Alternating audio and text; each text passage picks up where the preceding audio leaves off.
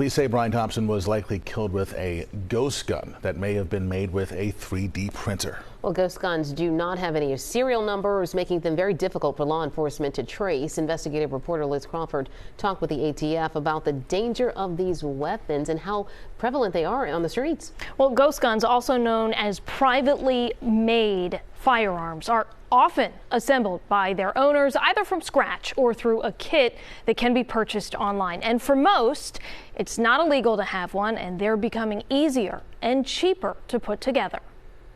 Over the last decade, the ATF says a growing number of ghost guns have been recovered from crime scenes across the United States. It's a big concern for authorities. Sometimes they can use a 3D printer to manufacture the frame or the receiver of the firearm and order other firearm parts online, which aren't regulated, and then they can build the gun themselves. ATF Special Agent in Charge Eric Tagree says the vast majority of people assembling a gun are legally allowed to do so.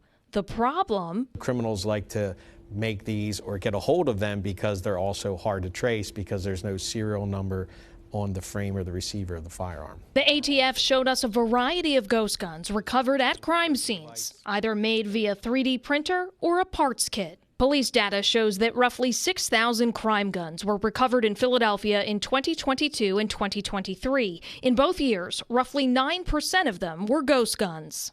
We saw more and more ghost guns on the street in major cities across the U.S. In some cases, exponential growth in the number of ghost guns that police were recovering.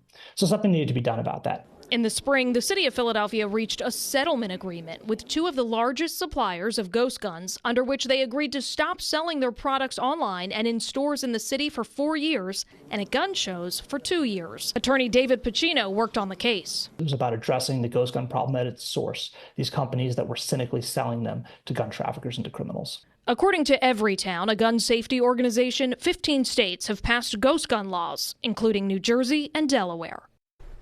Now, 2 years ago, the Biden administration rolled out a new measure that sought to ensure ghost guns are subject to the same requirements as commercial firearms sales. The measure was challenged and made its way to the Supreme Court. Now, a decision on whether to uphold the federal ghost gun rule is expected by June of next year.